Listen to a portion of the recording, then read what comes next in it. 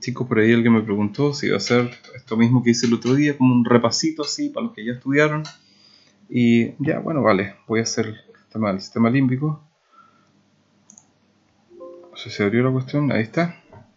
Ya está. Entonces, del sistema límbico, cosas que pueden ser importantes. Voy a poner un puntero. Marcador de resultado. El lápiz ahí. Ahí estamos. Ya con ese. Para que sea. Ah, no, maldición. Opción de puntero. Marcador de resultado. Ya. Bueno. Entonces, fíjense el sistema límbico. ¿Qué es importante el sistema límbico? Bueno, primero, los componentes. El septum, la amígdala, el hipotálamo, el hipocampo, el complejo. O sea, el hipotálamo, el hipocampo, ¿verdad? La corteza cingulada. Ya está. Entonces, esto de que MacLean y Papes también, ¿verdad? Un tal Papes dijeron en el año 52, bueno, esto es el sistema límbico. Entonces se le llama sistema paleomamífero porque es un sistema primitivo de los mamíferos. Ya está, voy de nuevo, no puse el cronómetro. Luego, aquí el tema de la emoción. ¿Qué es la emoción? La expresión de las emociones se basa primordialmente en reacciones neurovegetativas. O sea, aunque a ustedes les parezca ridículo, esta expresión es tremendamente importante porque en el fondo dice que las emociones se basan en cosas que no podemos regular con la voluntad. ¿Y qué es lo neurovegetativo? Bueno, sudar, por ejemplo, ¿verdad? Que se te dilaten las pupilas, sentir náusea, sentir ganas de defecar, que aumente la frecuencia cardíaca, que aumente o disminuya la salivación, cosas que no puedes regular con la voluntad. Que se produzca una hormona, cortisol, por ejemplo, una hormona del estrés, qué sé yo. Ya está.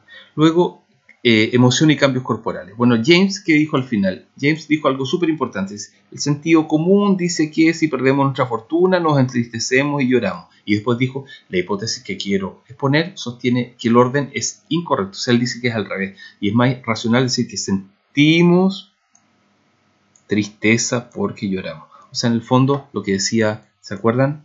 Antonio Damasio, que lo dije, decía, el cuerpo es el escenario de las emociones. Entonces, cuando sentimos una emoción, en el fondo, el sistema lee lo que está pasando periféricamente y desde ahí se proyecta la emoción como un algo, no sé si tan consciente, pero un algo vívido para nosotros. El gato agredido, ¿verdad? Es un buen ejemplo de la emoción porque aparecen cosas en él, ¿verdad? Frecuencia cardíaca y respiratoria aumentan, pupilas se dilatan, la función digestiva se inhibe, ¿verdad? Se produce piloerección, hay aumento en la transpiración de las almohadillas plantares para que el gato no se resbale, etc. Aumenta, ¿verdad?, la actividad del eje hipotálamo hipofisiario adrenal y por lo tanto aumenta el cortisol, aumenta la glucosa plasmática para que el animal pueda estar funcionando en mejores condiciones, ¿verdad? O sea que cada uno de estos elementos que ustedes ven aquí tiene una explicación desde el punto de vista adaptativo del sujeto a un contexto en el cual, en este caso, es una agresión, o sea, un contexto rápido en el cual el animal tiene que actuar. Ya está. En la siguiente, esta tabla es súper importante porque en el fondo dice, las emociones están relacionadas con lo cognitivo. O sea, aprendes o entiendes distinto si estás con una determinada emoción en el cuerpo. La afectividad, que es el reflejo de las emociones, obvio. Cambios físicos. Nos pasan cambios físicos con las emociones. Por ejemplo, los perros en celo empiezan a tener ciertos cambios físicos distintos que cuando están en una etapa no reproductiva. Cambios neuroquímicos, cambios a nivel de dopamina, de serotonina, de noradrenalina, qué sé yo. Por otra parte, cambios hormonales, que son también cambios químicos, ¿verdad? Por ejemplo, el perro en celo aumenta la testosterona, qué sé yo. Cambios neuronales, y claro, esto es obvio, porque en el fondo todo lo que nos ocurre implica circuitos neuronales, o sea, la psicoterapia es en el fondo también una intervención a todo este nivel. Ya, bueno, luego acá, importante porque aquí está el circuito límbico en el fondo, hipocampo, amígdala cerebral, ¿verdad? Hipotálamo, cuerpo mamilar, no sé qué, tálamo, giro cingulado.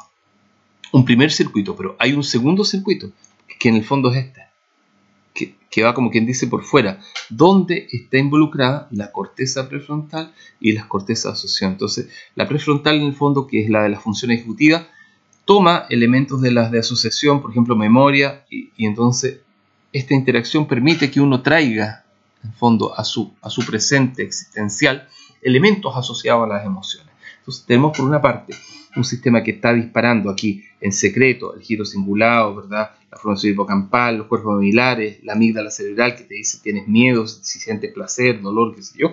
Y por otra parte, un circuito por fuera. Bueno, el lóbulo límbico, aquí está el lóbulo límbico, ¿verdad?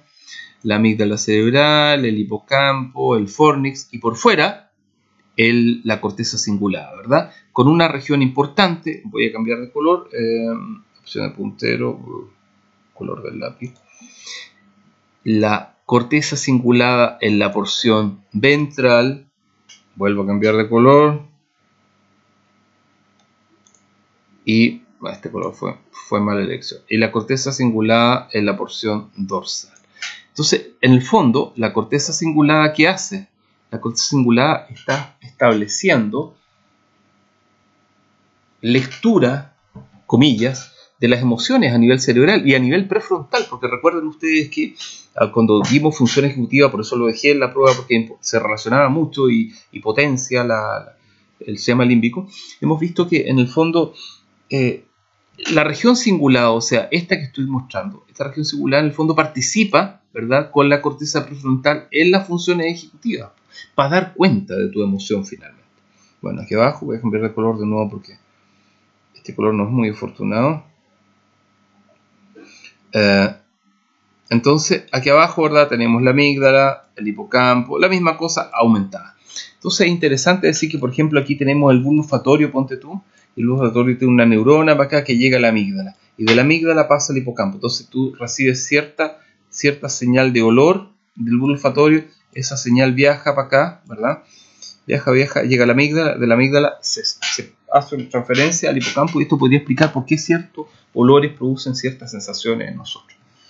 Ya, recuerdos, qué sé yo. El sistema límbico de la neocorteza, la frase clásica que se menciona siempre, ¿verdad? Y es que el sistema límbico opera como un mecanismo que pareciera independiente, pero no, digamos, de la corteza cerebral. Entonces, por una parte la neocorteza, la corteza prefrontal, digamos, derechamente. Y por otra parte, esta región límbica subcortical. Entonces, como que una y la otra como que no se llevan, pero sí se llevan muy bien. Y en el fondo el yo es la relación entre ambas cortezas, ¿verdad?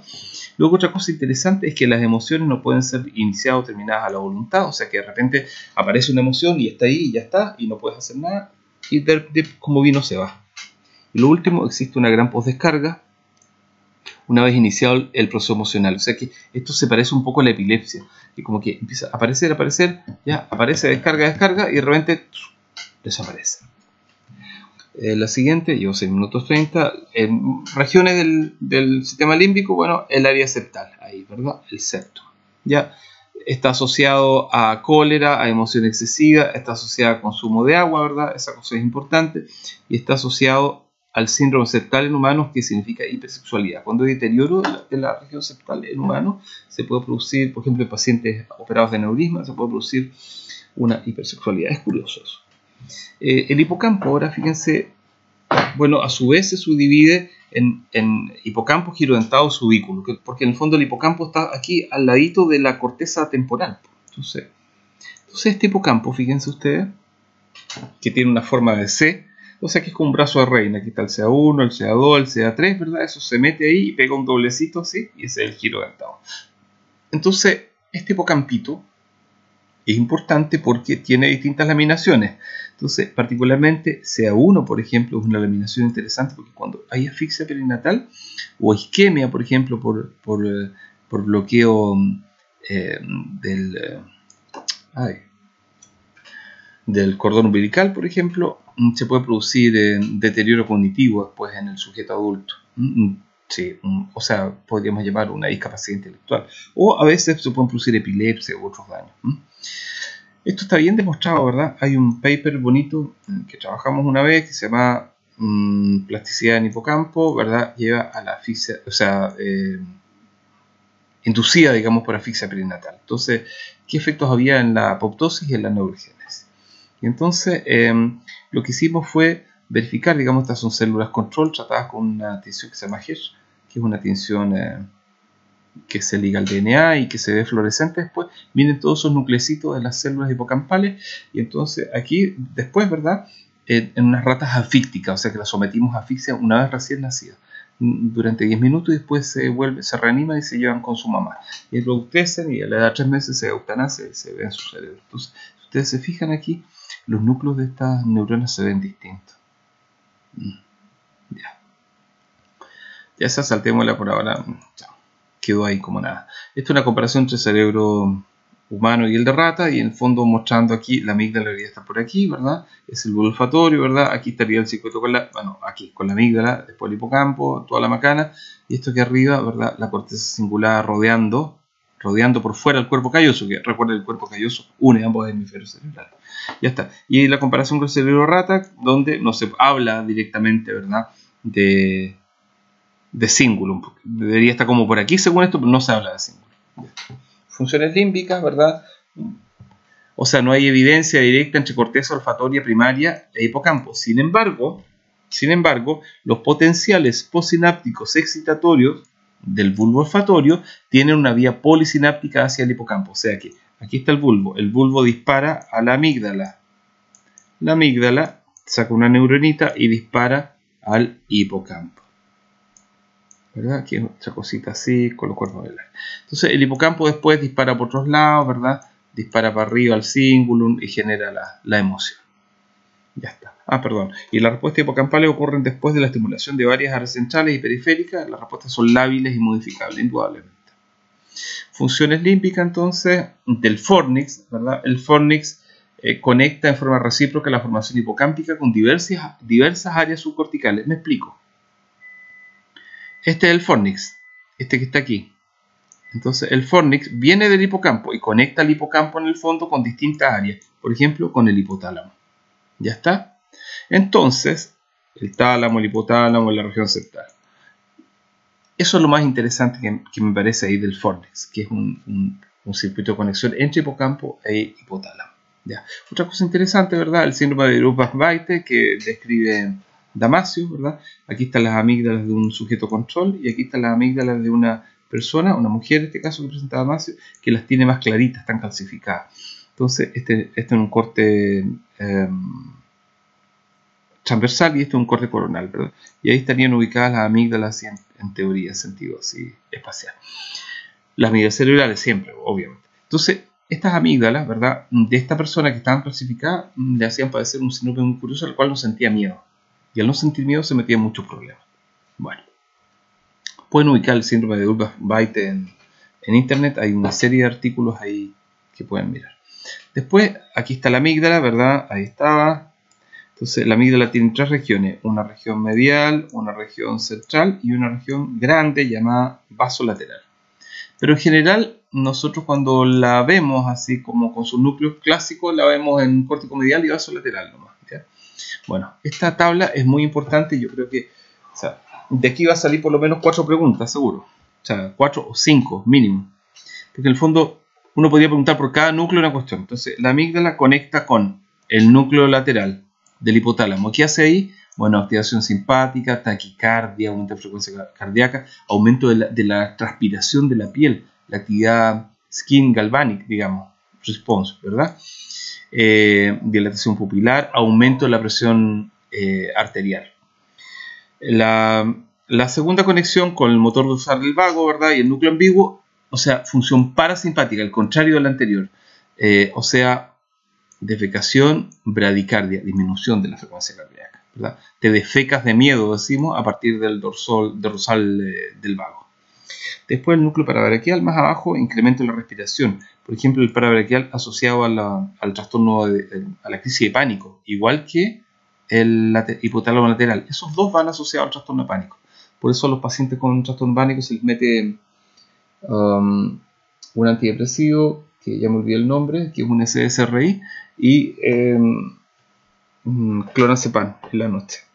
El antidepresivo SSRI, me olvidé, ya lo voy a recordar. Pero no es sertralina ni floxe. Es paroxetina, eso, muy bien. Después, el área tegmental ventral, ¿verdad? Cuando conecta el tegmental ventral, es dopaminérgica, ya sabemos, locus cerúleus, noradrenérgica, toda esa macana. Entonces, incremento del arousal, ¿se acuerdan del sueño? Incremento de la vigilia, muy bien. El núcleo reticular pontino, incremento del reflejo de sobresalto, la sustancia gris, ¿verdad? Periaqueductal, cesación del comportamiento freezing, quedarse como congelado de miedo, por ejemplo. Analgesia, si siente mucho miedo, no sientes dolor. El área del trigémino, ¿verdad? Y del nervio facial, que son los nervios que regulan los movimientos de la cara, entonces expresión facial del miedo. y el área paraventricular, ¿verdad? En el hipotálamo, los núcleos paraventriculares inducen la respuesta al estrés. ¿Por qué? Porque los núcleos producen CRH, la CRH produce ACTH en la adeno, hipófisis, y la ACTH para abajo en la adrenal producen cortisol. Y el cortisol es la hormona del estrés. Listo. ¿Qué otra cuestión más? Lo mismo, pero así parte por parte, nada, una estupidez. Esto no me interesa por ahora, esto no me interesa por ahora, esto tampoco. Ya, seguimos con lo mismo ahí, bla, bla, bla, en detalle nomás. Las expresiones faciales de miedo asociadas al trigémino y al facial, ¿verdad? Y la respuesta al estrés, con el típico eje del estrés que ya famoso. Ah, y un detalle antes de terminar nomás, mira, las amígdalas, oh, ¿qué pasó aquí? No quería que pasara eso. Las amígdalas en los sujetos sanos, comparado con el promedio del tamaño de las amígdalas en sujetos depresivos. La derecha y la izquierda, observen, mira, el promedio en ambos. Siempre las amígdalas de los sujetos sanos son un poquito más grandes que las de los depresivos. Qué curioso. Ya está. Y finalmente funciones límbicas, entonces, el córtico medial y el vaso lateral, o sea, funciones límbicas de la amígdala, perdón. El córtico medial, conexiones con regiones antiguas como bulbo olfatorio, hipotálamo y tallo cerebral, o sea, funciones muy primitivas. Y el vaso lateral, funciones más recientes, conexiones con neocorteza, probablemente haciéndonos conscientes del miedo, del dolor, del placer, qué sé yo. Ya. Otras funciones de la amígdala, respuesta de despertamiento, o sea, esto en el fondo respuesta de alerta, diría esta palabra como rarita, respuesta de alerta, ¿verdad? Efectos autonómicos, ritmo cardíaco, presión arterial, motilidad gástrica, eso ya lo vimos en esa tabla que les dije que voy a hacer varias preguntas. Después respuesta de orientación, neofobia, cuando ves algo nuevo, ¿verdad? La amígdala dirige tu respuesta de reconocimiento. Ya está. Un par de casos clínicos, un paciente operado 3 veces con diagnóstico de oligodendroma, ¿verdad? Presenta la habilidad emocional, tendencia al llanto, risa inmotivada, diagnóstico, infiltración tumoral del área frontal base posterior bilateral. Entonces, claro, en el fondo, este fulano tiene infiltración tumoral del área frontal basal posterior bilateral, o sea, en el fondo, área frontal basal, o sea, región orbitofrontal. ¿Se acuerdan? Función ejecutiva, problemas en el control de impulso. Ya está. Caso clínico 2, ¿verdad? Paciente de 32 años, sexo femenino, presenta crisis de furia e hipersexualidad.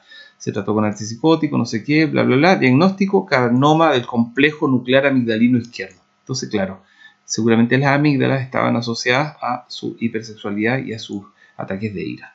Interesante.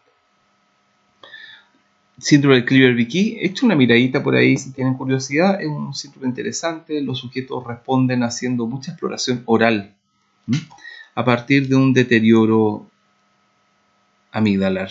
Entonces pueden mostrar conductas exploratorias orales o táctiles. Es muy curioso el síndrome.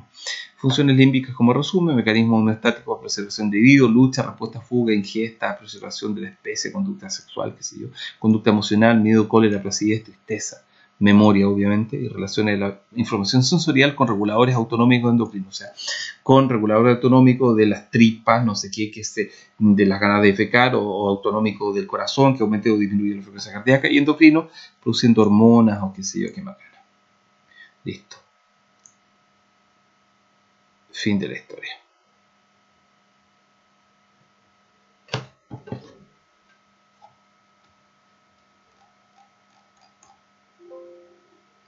Ya está, descartamos, detenemos.